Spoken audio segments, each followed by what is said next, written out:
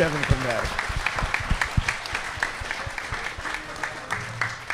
So, Daryl, where were the Fractured Fairy Tales? What was the story on those? Because those definitely had a different look and feel than the other. Yeah, oftentimes those were done here in LA at TV spots. They were subcontracted out. Was there? You'll notice that caricature of the prince is actually a caricature of Walt Disney. Yeah. What? You don't say. Well, Kevin, we have some images we're going to show, but I want you to tell us about your experiences. We know that you visited. We should talk about this. The J. Ward. What was it? The Dudley Do Right Emporium. Yeah. Yeah, back in. I mean, I think maybe I don't know how many people here have gone to that store when it was open. Look at this. Yeah, great. That was a killer situation. Everybody went. If you love J. Ward. Yeah. Pilgrimage. It was for those of us from the East who liked Rocky and Bullwinkle. It was Mecca. It was like you have to visit once before you leave this life. And so my mom was going to see some cousins in Riverside, New Jersey, in 1986. And I said, "Can I go with you?" And she goes, "You hate the relatives." And I did too. Although that was the first place I ever encountered Central Air. It's a whole different story. But so I was like, I know, but if we go there, how far is that from LA?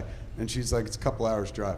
I was like, we could go see the Rocky and Bullwinkle statue, and we could go to Dudley Do Right's Emporium. And so my mom, I was 16, and I was already kind of, my mom and dad. So I think she saw it as an opportunity, bonding opportunity, and she's like, he's growing up, and even though he's 16, he still likes cartoons, and that's better than him impregnating somebody, which is, let's be honest, never gonna happen with this kid and stuff. So she brought me with her and stuff. We spent 3 painful fucking days at my relatives where I just couldn't wait to go to Los Angeles. And then finally my mom rented a car and we drove up to LA. And the first thing we did is went to the statue, which I think at that point was that was 2 years later, it was in the Golden Child. Remember the opening credits of the Golden Child, and they showed the statue and shit? Like, we didn't have the internet back then, kids. So now if you want to look at the Bullwinkle statue, you don't live here, you can just enter it and you can stare at it all day long. There were very few opportunities to gaze at this thing unless you lived here. So when I came here, it was to see the Rocky and Bullwinkle statue, but it made me fall in love with Hollywood even more, because I was like, only a community like this would host something this garishly wonderful and call it art on the main streets. Like, it fits so well. So I took pictures on like a wind-up camera that used to drop in a photo mat and they develop it and stuff. I still have those. And then we went into the Dudley Do Right Emporium. So I was looking for J. Ward, naturally, man, Captain Crunch himself. But I didn't see him, and I remember I was keeping it cool. I was telling my mom the whole time, don't embarrass me when we're there and stuff. My mom was the one who took the pictures we're about to see. The lady behind the counter was so sweet, and I was like, I'm a big fan. Is J. Ward here? And she said, no, but I'm Mrs. J. Ward. And so I met your mom, your grandma, and she was so kind to a 16-year-old kid who knew way too fucking much about Rocky and Bullwinkle. So patient. She wasn't like, kid, move on, or anything like that. She just sat there listening and stuff. And so we were there for like a total of maybe an hour. And naturally, she had more in common with my mom. So my mom was just like, almost apologizing for me, like, he loves this shit so much. And she was so sweet. She was like, they all do. They come from all around and stuff like that. It was something that my mom and I would talk about for years. She's still alive, so we still talk about it. And when I told her I was doing this today, she was like, when are you going to leave those Ward people alone? So I went to the store. I always regret, of course, now, like, I would have been like, I whip out my credit card and I would have bought one of everything. But we grew up lower middle class. That's the way I say it. I would say we were poor, but my mom hates that. But she accepts lower middle class. We couldn't afford everything, but I bought a postcard, which I still have to this day. I bought the license plate holder, and I didn't even have a license yet. But I put it on my car a year later when I got my license. I bought a couple t-shirts, I bought the storyboards, I bought the scripts, a lot of paper products and whatnot, and sat there talking to your mom for a while, and took a picture with her as well. So that store made an impact on me, first as a fan, where I was like, I can't believe there's a place that's just dedicated to one thing. You know, there's stores everywhere, but if you wanted to buy a Rocky and Bullwinkle thing, maybe they had a color book, but everything else was other things.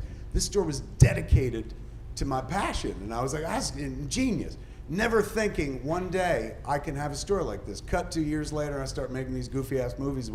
Once we had enough, and once I was selling merchandise like crazy, I was like, you know what we need is a store dedicated to us and our stuff. So we're entering the 28th year of Jane Silent Bob's Secret Stash in Red Bank, New Jersey. Still there, brick and mortar and whatnot. We got 7 years of a TV show out of it a couple years ago on AMC called Comic Book Men. None of that would have happened. It's canceled, fuck it. None of that, but thank you. None of that would have happened had I not gone to the store. And it wasn't just like the whole idea of like, wow, is all this under one roof? The lady behind the counter was welcoming. And that was something that like I wanted for my store. I didn't have it for a while. The people behind the counter weren't welcoming at my store, and that was the premise of the show. But eventually we got to that same place, man. And I always think about like, you know, people give me credit for things I've done and take away a lot more for credit things that I haven't, that I did that I didn't like. But one of the things I'm always proudest of is I have a 28-year brick and mortar. Like, never mind anything else I've done. That's hard to keep 28 years, any business alive. And it's a business dedicated to comics and all my dopey-ass movies. But that was because of your dad. But then I found out from Amber, it really wasn't because of your dad. It was your mom's idea. Is that right? The marketing. So she opened up the store. She was the one that wanted to open the store. No. No? What's No. the story? Do you want to hear this? Fuck yeah. Yes. So my dad had moved down before we moved down, and he rented an apartment in this Havenhurst, Andalusia, which actually Marlon Brando's parents owned, and it was charming. And then he'd walk around, and he bought the Fess Parker building, which is on Sunset, and that's where the statue was for many years. And then he rented a building on Havenhurst right next to this store that later became Dudley Do Right's Emporium. But first, it was called the Plush Pub. It was hamburgers, hot dogs, milkshakes. Of course, my dad was an eater, so he loved that. Sorry. Anyway, at that point, motorcyclists started coming in. They weren't nice motorcyclists, they were gang members, and of course they're very loud. My dad didn't like that because he was walking between his office here and his office there, so he bought out the corner lot because he wanted to get rid of these noisy motorcyclists, and then he had this building. What is he gonna do with it? Which became the store. Then he decided, well, I'll open a store. It was the first store, we've been told, outside of Disneyland that was simply character-driven on J. Ward products. And my mother ended up running it. We had rarefied hours. Tuesdays, Thursdays, and Saturdays, 11 to 5, because my mother ran it, and that's how it became Dudley Do Right's Emporium, was to get rid of the motorcycle riders. She would iron on all those shirts that you would see in there. She did it all by herself. She would Oh, the iron heat on transfers, yeah. transfers. She and did all of that. My mother would find things, my dad would order them. It was kind of a joint effort, but he never was in the store. He was very, very shy. And people would, so he had an office next door and the office around the corner. And people would come knock on his door. He'd answer the door, and the people would say, we want to see Jay Ward. He said, no, there's no Jay Ward here, and slammed the door. So. I do have to say, one time I went to the Emporium, and I don't know who I was talking to, but from the back room, out came Jay Ward. And he just went, oh, hi, how are you? And he went right back. Yeah. But I got to see him. Yeah, he Sort of would met him. stop by, of course, but he was so shy he didn't really want to interact with people. So Kevin, we got a picture of you in the store. Somewhere. It'll come up right now, I think. Yes. See if Depending it'll on come which up one for it is, but my mom probably took it. Yeah, there you My are. mom took it. I almost wore that outfit today. You haven't changed much. I look at that, man. That's crazy. That piece behind me, the chief piece, is part of the auction, right? Yes, it and, is. And Kevin, some of my employees got together, spent weeks, months, hours, days, rebuilding that picture for you. Right over Are there. you shitting me? Yeah, so if you don't mind, we just like to recreate that real quick and get a shot. Yeah. I will do it, but somebody has to take pictures so I can send it to my mother. No, he's got it. Oh, that's great. And look at the picture. You gotta make sure you do the cookie.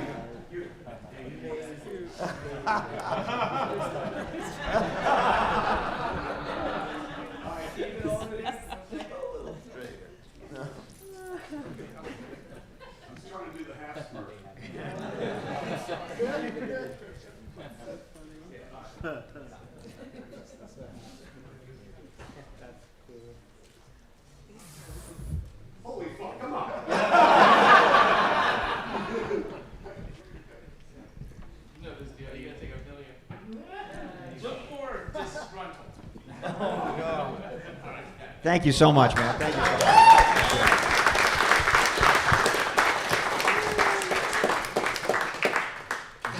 Just go on. We'll be fine. All right, we're going to continue on, I think. I wanted to ask, I'm not sure who to ask, but we were talking about the voices before, and we watched the Fractured Fairy Tale, and it reminds me that Edward Everett Horton, holy moly, you know, and Charlie Ruggles is the Aesop's, right? And like, whoever has an answer for any of that, it was so cool that they got those caliber of actor, you know, on a cartoon show. Who I only saw many years later, like in real life. Oh, that's Edward Redford Horton. That's yeah, that's what he looks like, you know. Yeah. Well, my dad was in charge of deciding who the voice actors were going to be, hiring them, and then he directed all the episodes. So these guys were absolute charmers. I got to go quite a bit to the recording sessions, which were at night. So I was in school, but I could go at night. And yeah, Edward Everett Horton was such a nice gentleman. Just Hans Conried was a bit dirtier than that. And Charlie Ruggles was very nice too, as well as all the other voice actors. Did you call, like Bill Scott was around all the time? All the time. We were family friends, and Bill Scott used to do community theater out in like Woodland Hills. We'd go to that. June Foray and her husband were very close friends and used to travel sometimes with us. I knew everybody in the studio. They were really nice people. Obviously I was a lot younger, but they were all nice. And while the show is happening, how old are you at that point? Yeah. I was 11 when the show went on the air. That must give you so much pop cultural currency. Oh, as a kid, like absolutely. My everything is paid for by Bullwinkle. Like every kid must have been so damn jealous. No, you know, it was interesting when I was young like that. I would say a lot of people didn't know who I was or my brothers. They just didn't know who my dad was. But I went away to college when I was 17, and I went through Rush. So this was the University of Washington. My dad told me, no, it's important there. You're going to go through Rush, which is fraternities or sororities. And the first day I'm walking along, I'm 17, I'm shy. There's moose crossing signs for me. And all kinds of things related to Rocky and Bullwinkle. I think I probably was the only girl at the University of Washington whose father was a producer with a show on the air. Tiffany, can you tell us a little bit about your dad is obviously an old movie buff. Not only these great actors, you mentioned Hans Conried, but the Fractured Flicker show. The Dudley Do-Right is an homage to classic, silent movies. Absolutely. Tell us about that side of him. I don't think that's ever mentioned or talked about. Well, in my time, he didn't watch a lot of old movies. He loved Buster Keaton. Yeah. He did a film on that. He did a lot of different things. He just had this amazingly genius mind that just encompassed a lot. I don't know where that came from. What I liked is he tried to keep the old-timey shit alive. Yeah. Because at that point, like, everyone's letting that stuff go. And even in the store, he would do the watches that were, like, based on the characters, but there were a few that were, like, W.C. Fields. That's right. And stuff like that. And so you Yeah, could tell he that's did a a film dude who's on keeping his W.C. Fields. passions alive as they start sunsetting, as people start forgetting. And it feeds the work that he makes. Most of the stuff he does, they wind up doing over there, is deeply informed by that era of comedy. Well, and he was so ahead of his time. So in the 50s, he came up with importing 6 different kinds of gourmet coffees from around the world in the 50s. And it didn't go because he was way ahead of his time. He created a whole thing of hot fudge and gourmet caramel sauces, tried to market those, and it didn't really go. So he just was always kind of thinking up things and see if they worked. And he had a jazz studio too, remember that? Oh yeah, after he did Rocky and Bullwinkle, he loved jazz. That was his thing, and he had jam session. He recorded jazz sessions with people and tried to do records too. That wasn't a big success. I smell another book. Well, speaking of other things that he did, and I think we're going to go into this. He did commercials. We all love those commercials. Captain Crunch, the Quangaroo, and all of that stuff. Do we have like a reel? Okay, we have a couple of commercials. Let's look at those. Just a few. Oh, look, we have images. Oh, we don't. Oh, we don't have them on video. We just have graphics. That's the redesigned Quake. Remember there were 2 versions of Quake? Yeah. Did the pictures move? Oh, very slowly. Okay. Voiced by Bill Scott. Yeah? John the Foot was Bill Scott as well? Yes, Yeah. I think. These things were great. I bought the cereal when it came out. In fact, this belly is a product of that cereal. They had those comic books inside. Oh, that was another thing. The Rocky and Bullwinkle comic strip drawn by Al Kilgore, Right. which is fantastic. Needs to be Great artist, Al Kilgore. Yeah. These were, of course, you can see the J. Ward Productions Inc. down here. So Quaker Oats came to my dad and was interested in having his studio produce cartoons or commercials for 3 new cereals that they were bringing out. And they gave the cereals to my dad, and they said, create whatever you want. So it was a Captain Crunch, and now they're like 12 different varieties of Captain. And then he created Quisp and Quake, which were supposed to battle. Now, Captain Crunch is definitely still around, and Quaker Oats brings back Quisp or Quake about every 10 or 20 years. The fun thing about this is after they did the contract and we were on vacation for a week, and the artists were drawing conceptions for Captain Crunch, and when Dad came back, it's my dad. The artist thought that would really be fun, that Captain Crunch is my dad. Breakfast cereal play a big role, though, in Rocky and Bullwinkle. Without General Mills and Cheerios, Absolutely. it doesn't even exist. So No. they're synonymous with it. And it's crazy because you watch all the episodes, they don't sell cereal in the storyline. No. Like, there are definitely commercials, of which we've seen and whatnot, but within the show, they're never pushing the product. Oh. But the product is what made it live. They paid for the production, but my dad was legendary in not doing what General Mills wanted. He did. I mean, and I think that's why his product is so pure, that he just did it his way, and he wouldn't allow that. There's the book, man. General Mills versus Captain Crunch. Well, it reminds me, Bill Scott told me a story because he said they kept saying, the General or Quaker Oats said, well, you can't do that anymore. And they had this elephant that they had to get rid of the elephant because, well, he keeps sitting on people. And Bill Scott says, well, what else are you going to do with an elephant? It's going to sit on people. That's a joke. Well, you can't do that anymore. Okay, no more elephant. Oh my goodness. You think about those commercials too, where there was like a mythology or a canon or whatever the word is. There's an ongoing right? story Yeah. that you were invested as Yeah. a kid. I can't think of any other commercials like that. Speedy Alka-Seltzer didn't go on, world globe-trotting missions and things. And they were funny too, and it wasn't we got to keep this away from a fucking kid, which is the plot of every cereal commercial. It was more like they're always going on an adventure. Oh, and by the way, we're eating cereal every now and then. They used to call it cereal so good you have to steal it. It's It tracks, man. That's I pretty- still buy both Cheerios and all the Captain Crunch products as a kind of homage, man.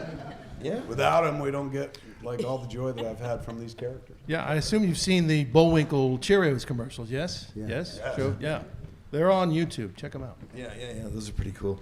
All right, I think we have another film. Sure. Yeah, we've got the next part of the jet fuel. Yeah, let's take a look good. at that. I was wondering what happened. Yeah. Yeah. Oh, good. Now you'll find out.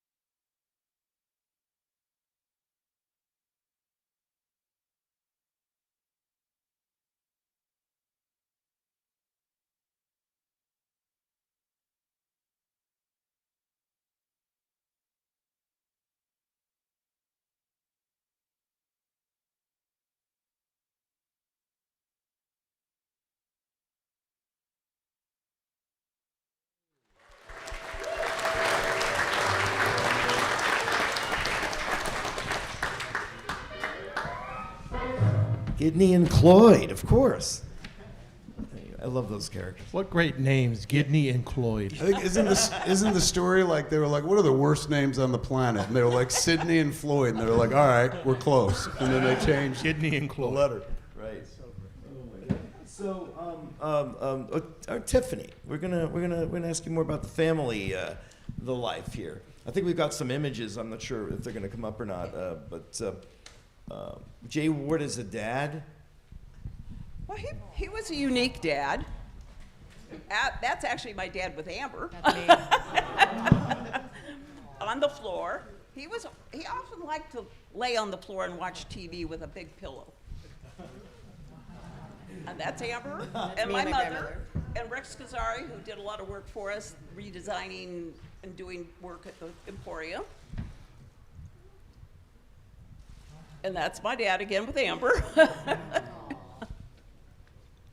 He was a character, though. He was a lot of fun. Oh, he was. He was a very dedicated dad. That's him. Oh, that's my dad. And we had race horses, and that was a jockey's uniform they made just for my dad. That is me in the background on the right. So he was very funny, a very strict father. People would meet me and go, I want to be you. And I go, oh no. Oh no. You might want the perks, but the strictness. But he was creative, very involved with us. I'm the middle of two brothers, so we were all like 18 months apart. I like to tell, so he was involved in everything. He was strict. He didn't attend a lot of things. So I graduated from Hollywood High School in the Hollywood Bowl. I was in the top 10 people of my class, and there were 1,000, and I had won certain awards. He wouldn't attend. He actually went to New York, and he was at a party with Elizabeth Taylor. Now, when I was growing up, I thought Elizabeth Taylor was just the most beautiful thing, and he actually called me after the graduation and put her on the phone so I could say hello. But he didn't attend my graduation.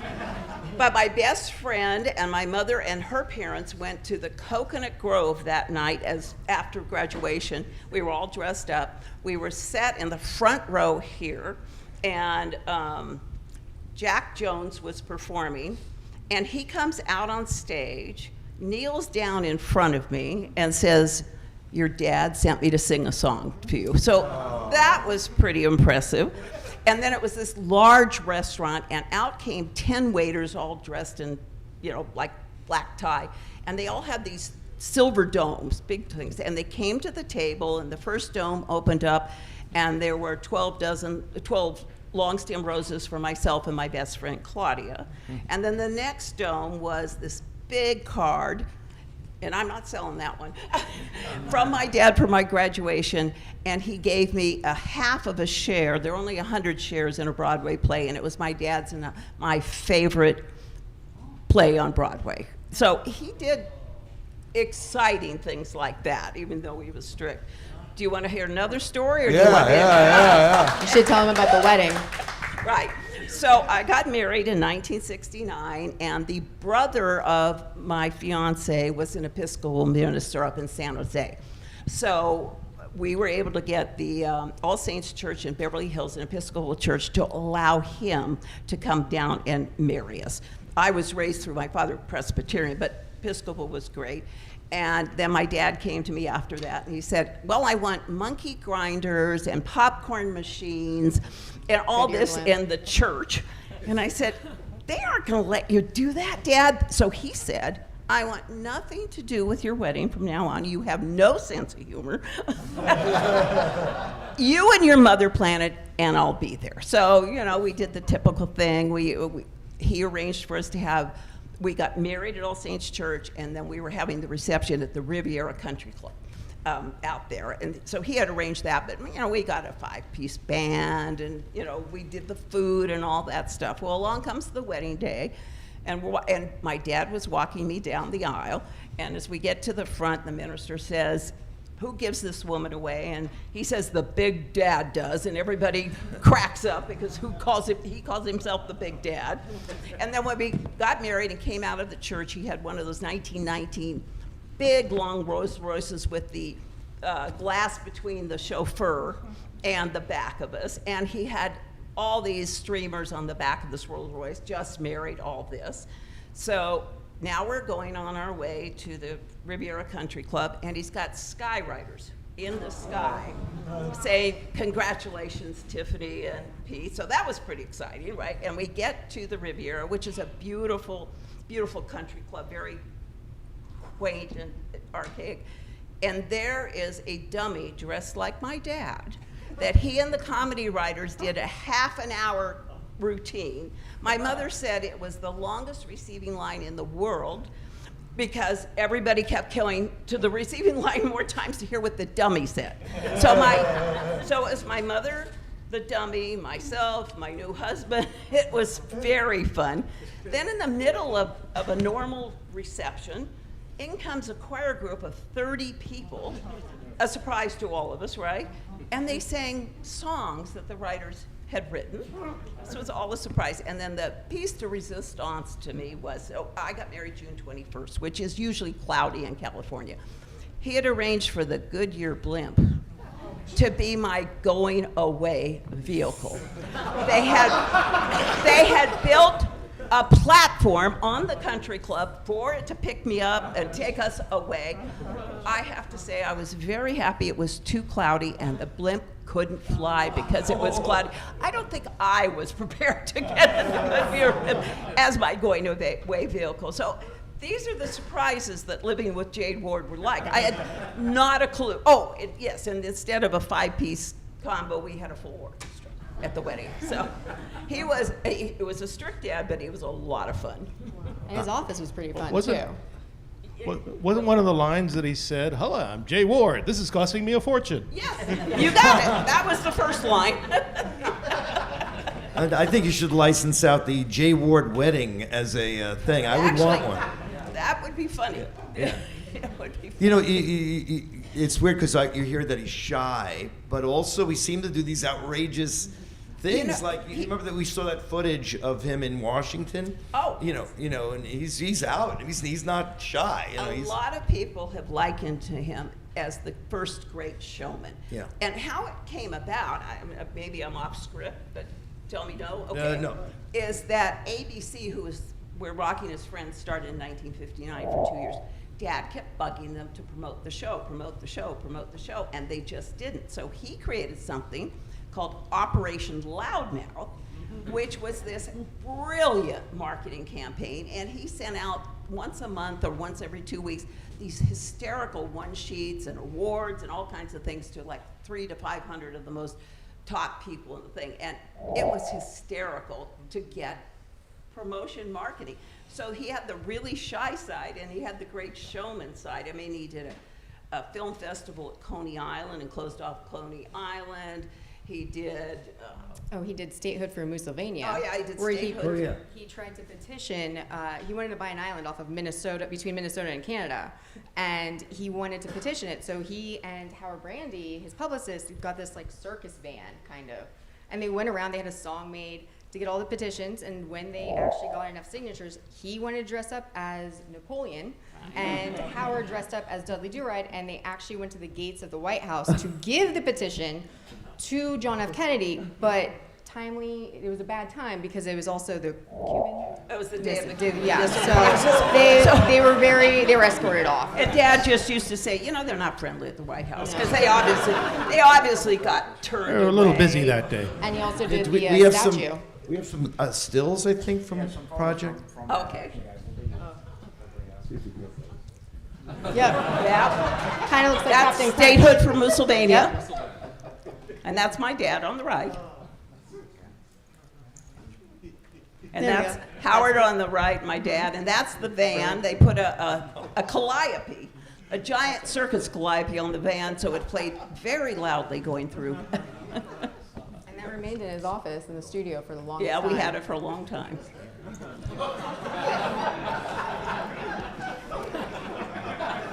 Obviously a Playboy bunny with Bullwinkle and Dad. Rocky looks different. And there's what he wanted to buy on an island.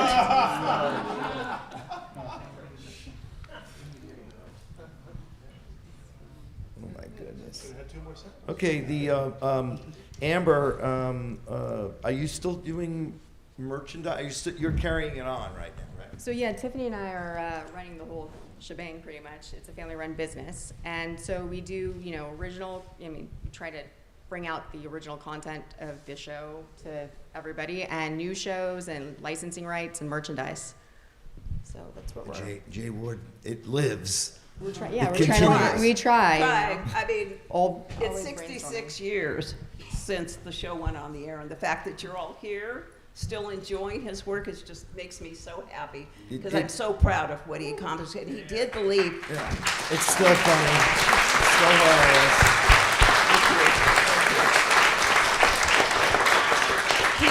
He always said, life is tough, humor helps. Yeah. Laughter's the best medicine, is Yeah, what he used to laughter's the say. best medicine. And Tiffany and my grandmother and I were running it after he passed for the longest time, and we've done several movies since then and revamped some shows. So we're always trying to do new things to get And the we have a characters out theme there. park ride. And we have a theme park ride. At Universal's Islands of Adventure, And he never got to see any of that. When did never you got to pass? see- When did you die? 1989. 1989. He was only 69. Oh, tell us about when he got out of television. Like, didn't he stop doing cartoons because the climate had changed at the networks, right? They kind of didn't let him do what he wanted to do. That is correct. So he had pitches that he did and offers, but the network wanted to control everything, and he was such a loner and such a one-of-a-kind guy. He said, no, I want it classy, I want it done this way, and so he never, George of the Jungle, Tom Selleck, and Super Chicken were done around this time, but after that, he just couldn't work it out. No, they kept mentally. making commercials, though, Oh, for a while. he made Quaker Oats commercials, which kept the studio going for 27 years. Oh, really? And when Quaker Oats went in a different direction, that's when he actually closed the studio, which was 1985. Bill Scott died, Yeah. and then my dad died. So, it's it was sad that they both went so young. I can't imagine Quaker Oats calling up and going, we're going to take Captain Crunch in another direction. You know what I mean? It's like, I don't see that. Yeah, because that was a lot of years. But Yeah. he wouldn't change his morals and his standards to do another show. Okay, we're going to watch one more cartoon before we close. So let's take a look at a George of the Jungle Oh, yeah. cartoon, okay?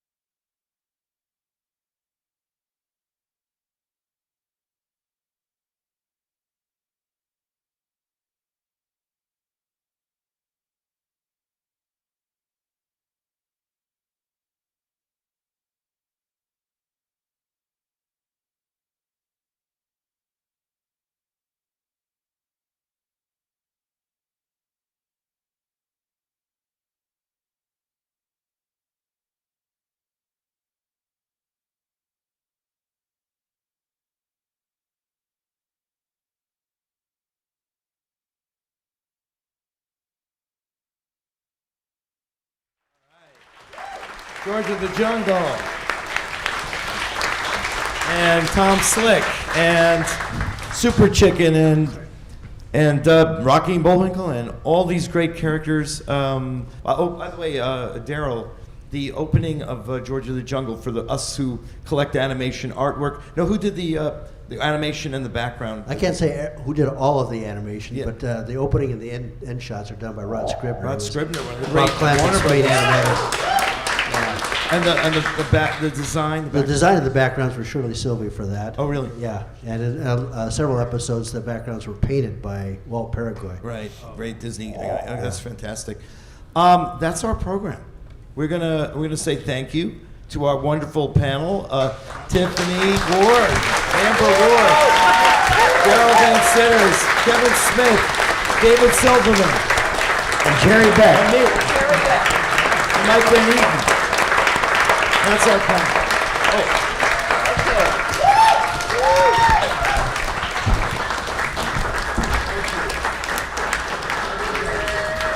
Thanks to all the panelists, thanks to all you guys for coming. Let's let them get out first, and then we'll let you guys get out. J. Ward Emporium is open next door, and everything you see in this room is auctioned off on May 3rd and 4th. So take some time and look around while you're here. And thank you again for coming. Catalogs will be here Tuesday.